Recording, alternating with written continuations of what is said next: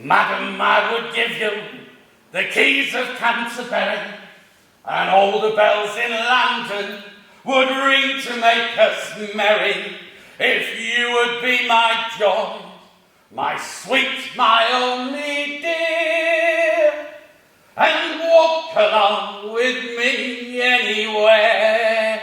Come here. Woo-hoo-hoo!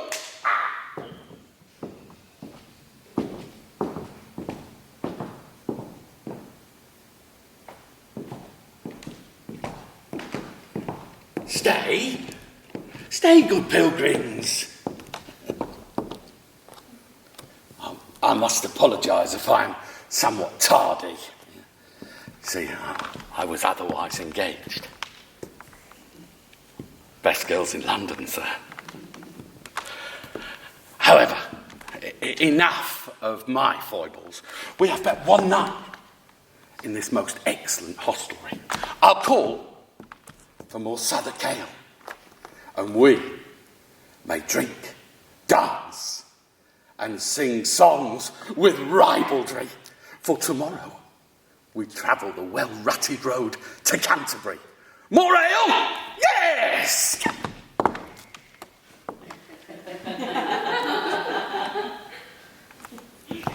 More ale? Yes, that's better.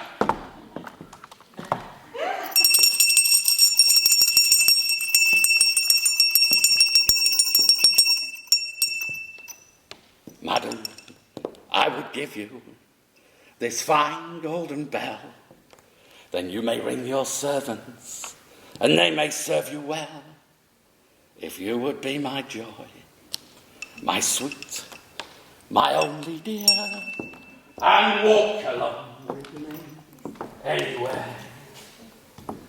So, here we are, at the Tabard Inn, one of the many resting places on that road to Canterbury. Pray, tell me, sir, will you be joining us on our holy quest? Yes, sir. Oh, very good. And your name, sir? Seamus. And your trade, Seamus? Scribe. Scribe.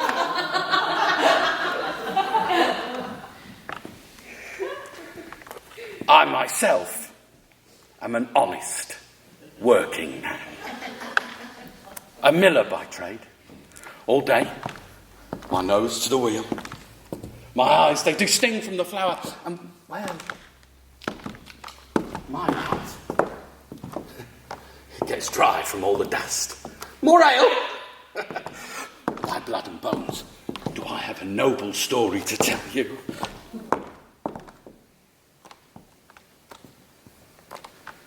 I feel I must apologise again. I've been terribly remiss. I've not even introduced myself. My name is Joe Ratcliffe. Yeah. I'm the son of a son of a son of a son of a son of a miller, yeah. You could almost say it's ingrained in us.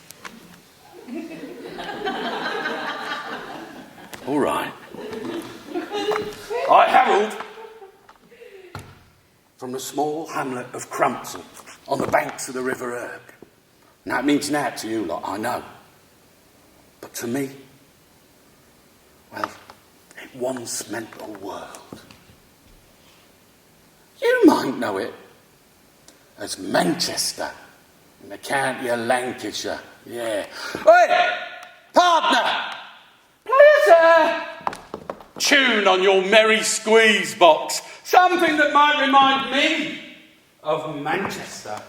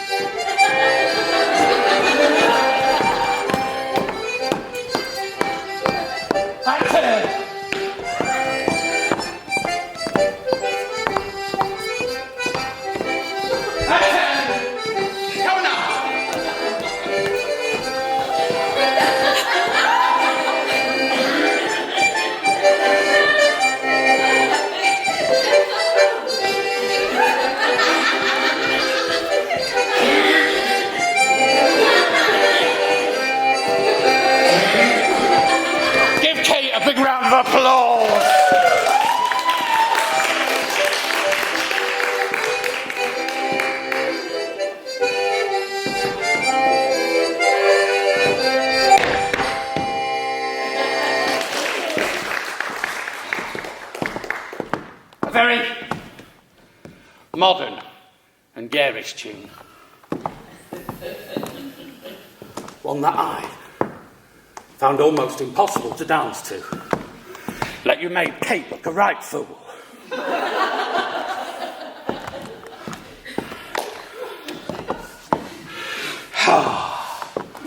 Right, where was I? Trying to work here. Mind, thank you. Right. I left my mill some 3 weeks ago now. The destination in mind was that of Canterbury. Now, I'm not normally a man of God, no. I'm nor a man of the earth myself. But the clerics, they say the blood of Becket can cure all ills known to man. So I says to myself, it's got to be worth a try, ain't it? And besides, life's been a little quiet since the untimely passing of my darling wife, Judy.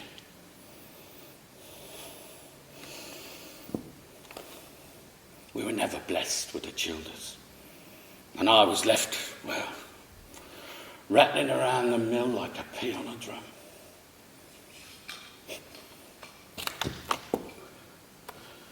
Have I ever told you the first time I met my Judy? No. Oh, you like this?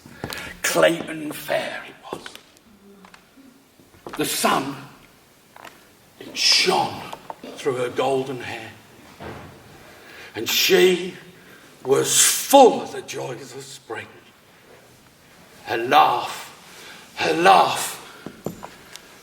it was like a lark's song.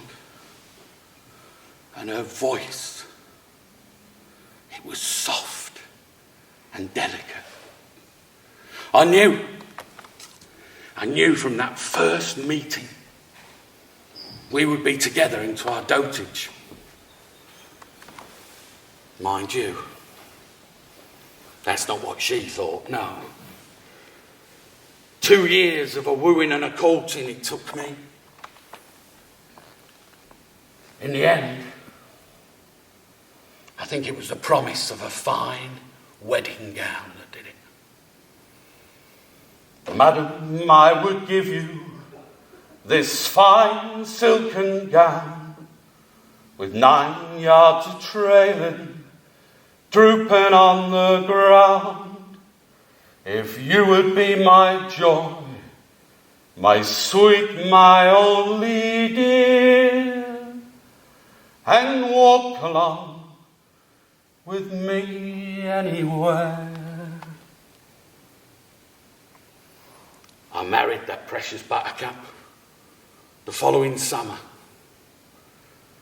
35 years we've been married. 35 years and never a crossed word.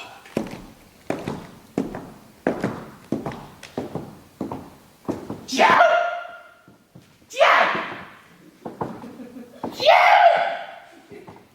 Get in here now! Come on! In you come! Look at the state of the place! Bloody flour and dust everywhere! Come on! In you come! Not in those clogs, you don't! Oh, do you have one like this at home, love? Here, best thing I can give you, bit of advice. Treat 'em mean. Keeps him keen. Come on your hands and knees, that's it. You naughty boy. Naughty boy. That's the way to do it. That's the way to do it. That's the way to do it.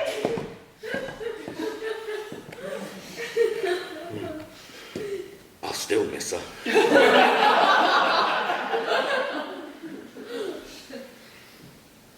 Madam, I gave you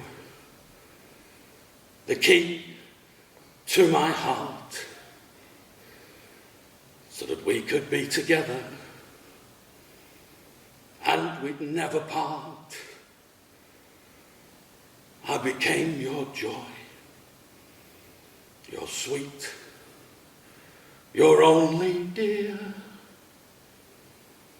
And we walked along together everywhere.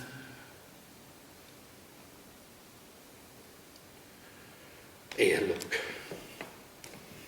All this talking, it's made me famished. I'll nip to the kitchen. I'll be back anon. It's coming down to Manchester to get me liberty. I met this pretty young maiden, the fairest me eyes did see. I met this pretty young maiden, the fairest me eyes did see. At the Angel Inn in Manchester, there lives a girl for me. My Judy, she worked at the Angel Inn. Her father owned the place, yeah. She made the finest sausages in all the land. Oh, I was no fool back then.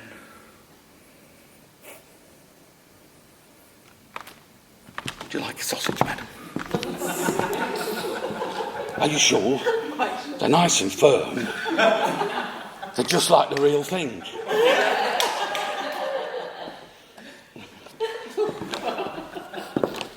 Anyhow, I'm terribly sorry. I seem to have got sidetracked. I was supposed to be telling you a story.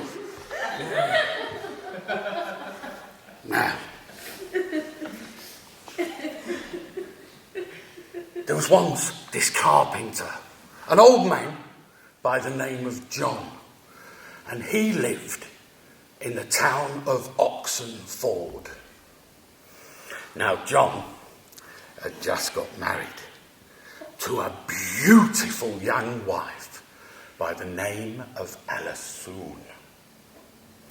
And she was so neat and trim in her bodice and corsets. She was the talk of Oxenford. And this worried John. So he kept her under lock and key for fear of becoming a cuckold. Oh, that's a funny word, isn't it? Cuckold. I had no fear of that. Not with my Judy. She was a one-man woman all the way. Ooh, hey, I should tell you about our first romantic meeting. Yes. Now, I'd spoke to her father to make sure everything was okay. And we were going to meet down by the river. A quiet spot. Not too far from town, but perfect for a little, how you say, picnic. I took the liberty of bringing a rag so that Judy's dress would not get dirty. I had also brought with me bread, cheese, some ale, and a small stool.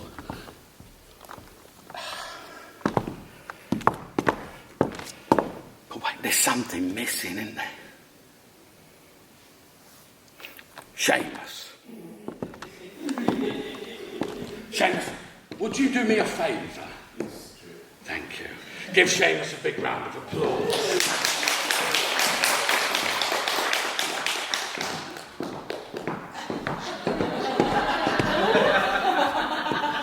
You just pop that on, Seamus.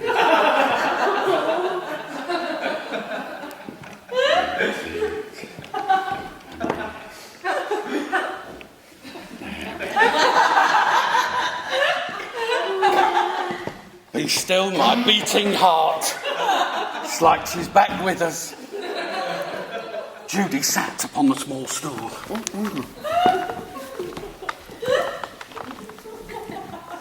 As she sat, she watched the swans going up and down the river. Up and down the river.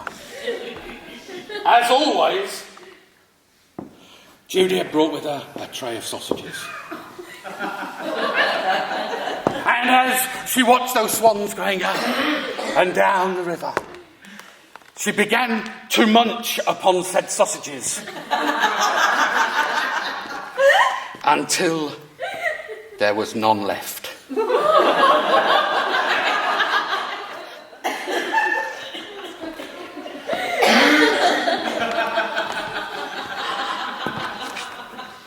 I was transfixed. I could not take my eyes off her. That button nose, those delicate little lips, the waspish figure, passion coursed through my veins. I moved in closer. My ardour, well, it grew harder. And I decided at that moment to sing to her a love song that I wrote my very self that morning.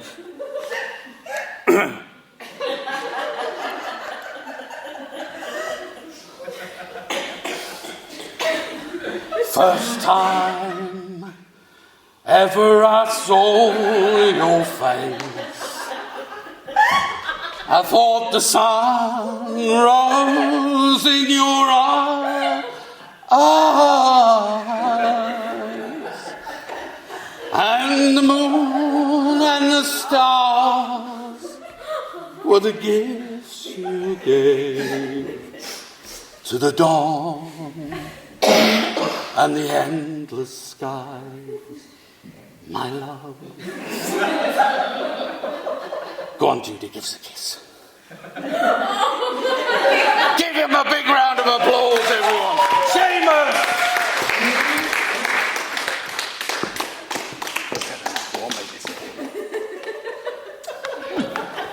Seamus. I've done it again, haven't I? I've got sidetracked from my story. Bear with me while I tidy up. Now, as I said, there was this carpenter,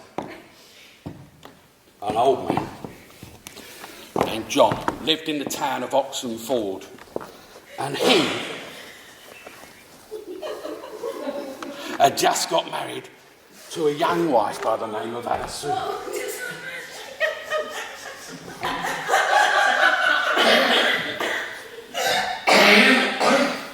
But with all good stories, there's some more characters in it. Yeah. Oh, yeah. Talking of characters, I should tell you some of the characters I've met on this pilgrimage so far, shouldn't I? You've met the partner, a quiet and sombre man, but he more than makes recompense with his excellent squeeze box playing and his devout love of ale. He is, however, not a storyteller. No. We learnt that this morning from his rather dull narrative about the evils of greed. Yes. Then there's the reeve, the cook, if you could call her a cook. Then, I said cook. Don't make up your own jokes. There's the cook, if you can call her a cook. Then there's the squire, a right snob. Oh, now, talking of snobs, I should tell you about the Lady of Bath. Yeah, she's always looking down on us. From, she wanders round like a badly stuffed sausage in that riding dress. But you see, we know the truth about the Lady of Bath. Because she used to be a market trader, yeah, selling potions and cures. And now is where she met the Earl of Bath. You see, the Earl of Bath needed a cure for a very certain type of itch. I'm trying to be diplomatic here. how would you call it? Yeah, he had galloping cock rot. So he would go to the old crone on the stall and get the cure. Right? So she knew all these little secrets, all these dirty little goings on. So she started to bribe him. First it was for money and favours. She soon got tired of that. Oh no, the old crone worked her evil ways and one day declared, "You must marry me, or I will tell all and sundry about your filthy habits." He had no choice, did he? He married her, yeah. And that's how she became the Lady of Bath. But the man who has brought me the most sport and play on this pilgrimage so far is none other than Sir Knight, or as I've now christened him, Circumference. Our paths, they first met Stratford-upon-Avon it was, yeah, about 100 miles from here. In the distance, you could see this huge figure in a silver suit, astride a large dappled mare, and they galloped towards the square. As he came closer, he was heralded by a fanfare of trumpets.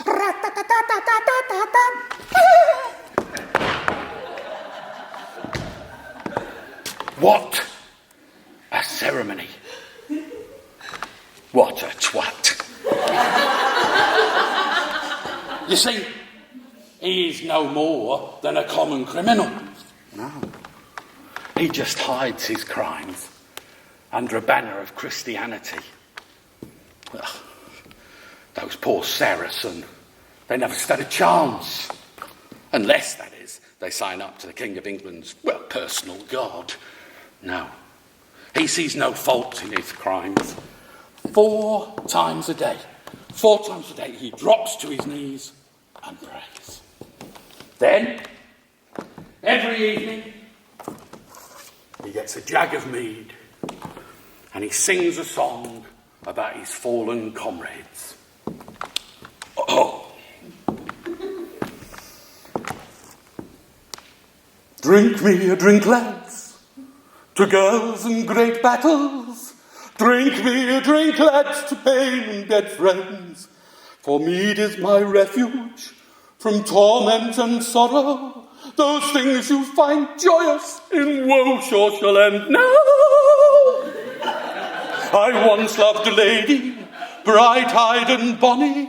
I loved beyond feeling to the depths of my soul, till one day life left her, and I was left lonely, to ride on forever and ever alone.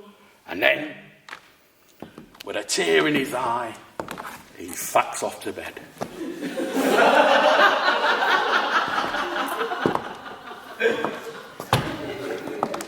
And that just leaves me alone, trying to find solace in the arms of some loose woman. Or at the bottom of a tankard. And there's this, my most ridiculous folly to date. A bloody pilgrimage.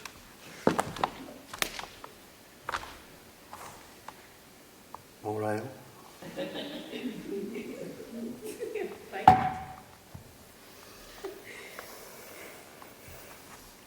Alone's right.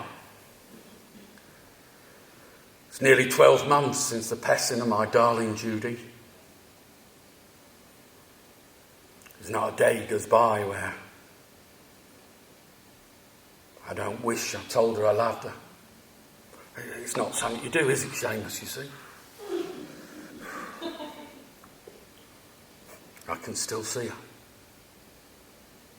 Still see her now outside the front of the mill, tending to the piggies, singing her favourite song. Oh, the snow, it melts the soonest when the winds begin to sting. and the corn it ripens fastest when the frosts are setting in. And when a young man tells me that me face he'll soon forget, before we part I'd better cry, he'd be fain to follow it yet.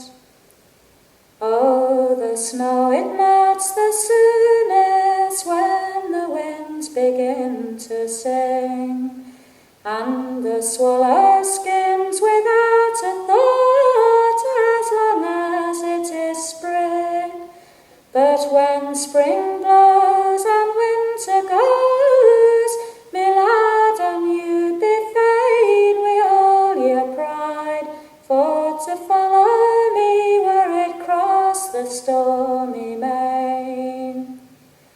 Oh, the snow it melts the soonest when the winds begin to sing, and the bee that flew when summer shone, in winter he won't sing. And all the flowers in all the land, so brightly there they be, and the snow it melts the soonest when my true love's for me. So never say me farewell here, no farewell I'll receive. You can meet me at the stile, you kiss and take your leave, and I'll wait here till the woodcock crows, or the martin takes his leave, since the snow it melts the soonest when the winds begin to sing.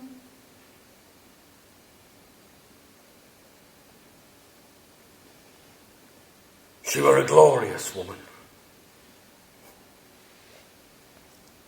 I'd have mounted to naught without her.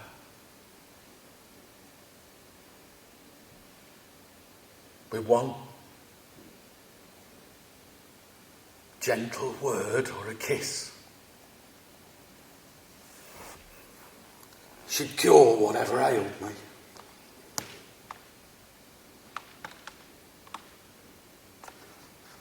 I'm not sure this blood of Beckett will cure what ails me now.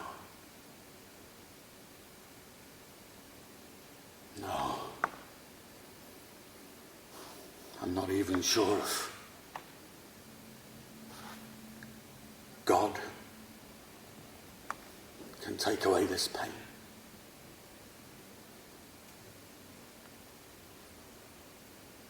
So why the pilgrimage? I'll tell you. I want to confront this God. This kind, benevolent, caring deity. This deity that takes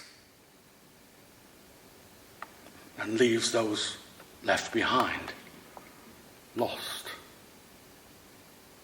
and alone.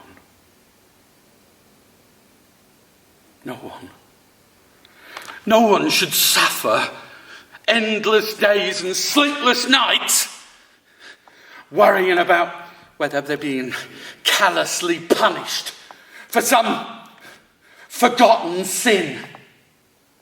Well, God, I know my sins, so fuck you, God!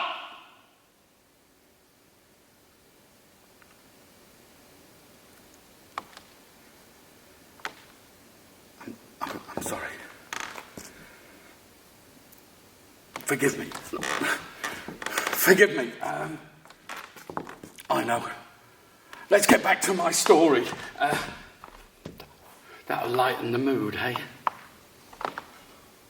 More ale?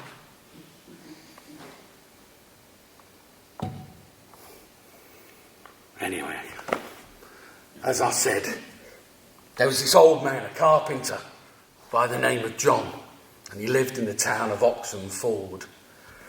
He'd just got married to a young wife by the name of Alison. Now, she was so neat and trim. Oh, he kept her locked up for fear of becoming a cuckold.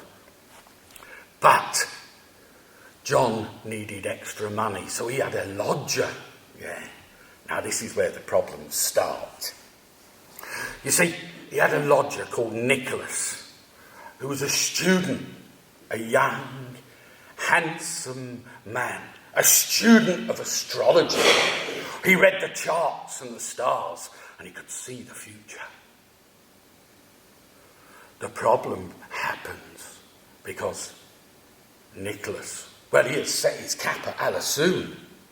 Yes, and he has made it perfectly clear to Alison that he is, well, feeling amorous.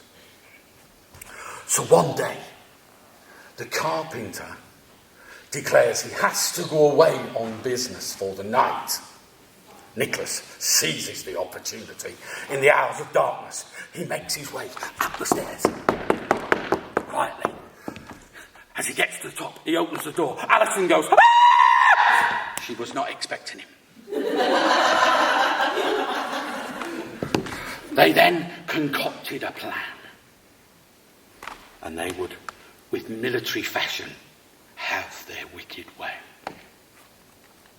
However, as with all good plans, there is a fly in the ointment, and that fly in the ointment is none other than the local church curate. Yeah. Not the brightest of men, and he was known by the name of Absalom. Yes.